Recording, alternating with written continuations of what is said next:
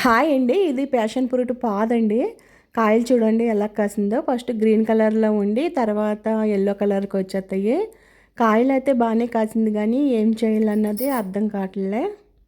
Juice చేసుకున్నామంటే 5 కాయలు కోసుకుంటాము. తిన్నామంటే ఒక కాయ కోసుకుంటాము. అంతే కదా! ఏం చేయాలనేసి ఆలోచించి ఏం చేశానంటే మొత్తం అన్నీ కోసేసి పల్పయితే బయటికి తీసేసాను. కాయ లోపల గుజ్జు చూడండి అసలు ఎంత బాగుందో కదా!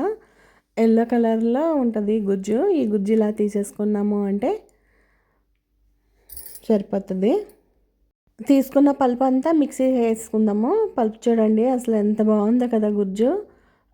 గింజలు చూడండి ఎలా కనిపిస్తున్నాయి. సబ్జా గింజల్లాగా కనిపిస్తున్నాయి కదా చూడటానికి. గింజలు ఏమీ చేయదండి. గింజలతో పాటే మిక్స్ చేసేసుకోవచ్చు. చాలా హెల్త్ బెనిఫిట్స్ ఉన్నాయండి ఈ జ్యూస్‌కి. చాలా రకాల రోగాలను తగ్గిత్తదంట. క్యాన్సర్‌కి కూడా మంచి మందు కింద ఉపయోగపడుతదని చెప్తున్నారు. చాలా అంటే చాలా బాగుంది. చూడండి ఎంత యెల్లో కలర్‌లో ఉందో కదా!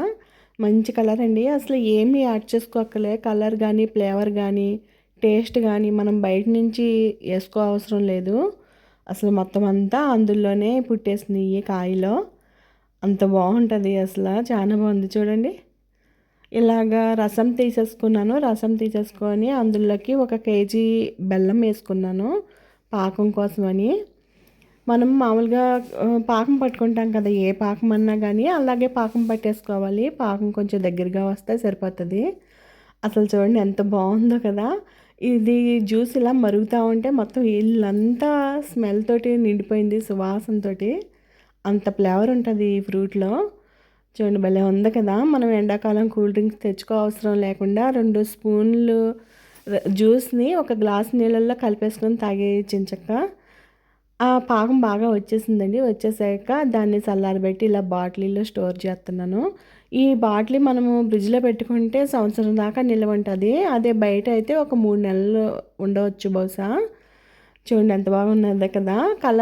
ఈ కలర్ వచ్చింది. మామూలుగా పంచదార అయితే యెల్లో కలర్‌లో ఉంటది. కొంచెం డార్క్ అయింది బెల్లం వల్లని. మీరు కూడా ఇలాగ ట్రై చేయండి. నచ్చిందనే అనుకుంటున్నాను. నచ్చితే సబ్స్క్రైబ్ చేసుకోండి. లైక్ చేయటం మర్చిపోవద్దు. మీరు ఈ ఫ్రూట్‌ని ఇంకా ఏమన్నా వెరైటీలు చేస్తారేమో నాకు కామెంట్ చేయండి.